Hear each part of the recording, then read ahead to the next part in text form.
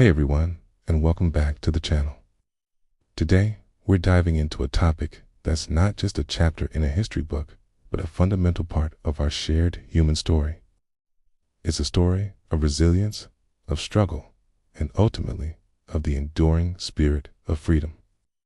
We're going to talk about the history of the transatlantic slave trade in the system of chattel slavery that took root in the Americas. This is a heavy subject, but understanding it is crucial to understanding the world we live in today. So, how did this system, which treated human beings as property, come to be? It wasn't a single event, but a gradual and horrifying process that unfolded over centuries. It all started in the 15th century, when European explorers, primarily from Portugal and Spain, began venturing down the coast of West Africa. Initially, they were looking for gold and new trade routes to Asia, but they soon discovered another, far more tragic, commodity: people. At the time, various forms of servitude and slavery already existed in different parts of the world, including within Africa. These systems were often complex, sometimes resulting from warfare, debt, or criminal punishment. A person's status as enslaved wasn't always permanent, nor was it necessarily passed down to their children. However, what the Europeans introduced was a new and brutal form of slavery, known as chattel slavery. The word chattel means personal property. This meant that enslaved Africans and their descendants were legally considered objects, no different from a piece of furniture or a farm animal. They could be bought, sold, and inherited, with no rights, no autonomy, and no legal personhood. The demand for this labor was fueled by the colonization of the Americas. European powers, including the British, French, Dutch, and Spanish, established vast plantations in the Caribbean and North and South America.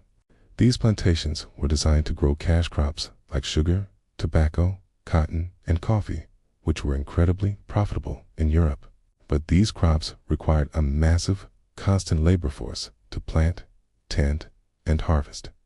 Initially, colonists tried using indigenous populations and European indentured servants, but these sources of labor proved insufficient for their ambitions.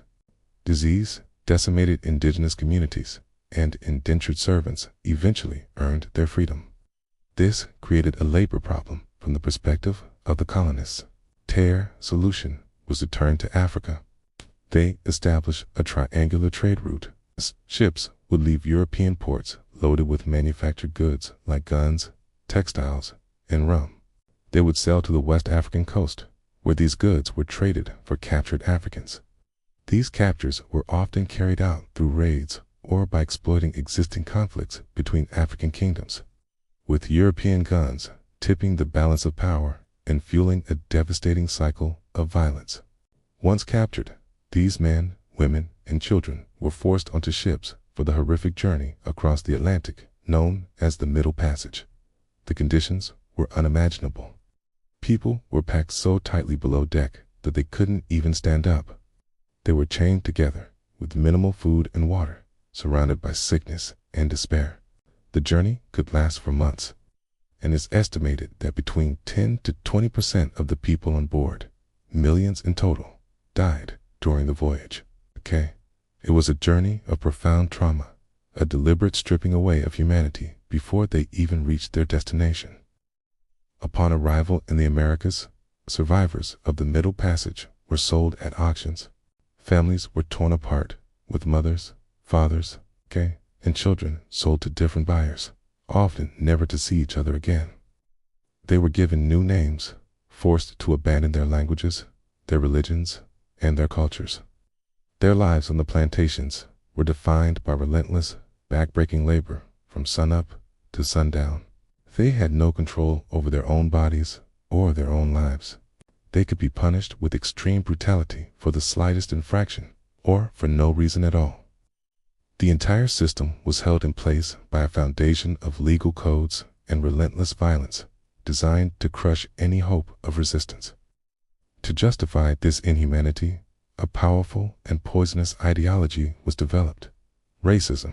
European and American thinkers, politicians, and even scientists created a false hierarchy of races, placing white people at the top and black people at the very bottom.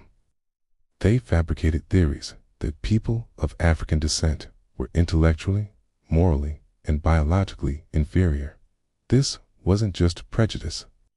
It was a calculated ideology designed to make slavery seem natural, even necessary.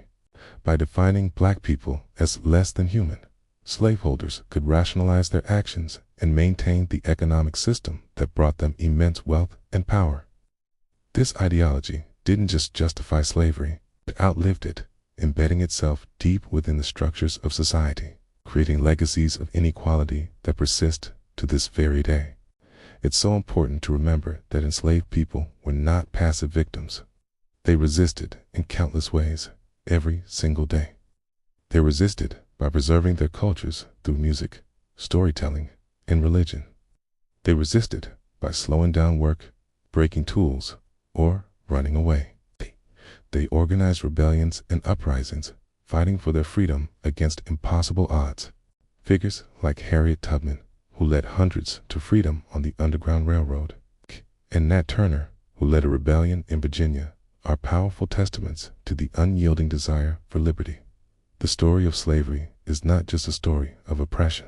It is also a story of incredible courage and the relentless fight for freedom and dignity. Understanding this history is not about assigning guilt. It's about acknowledging the truth of our past.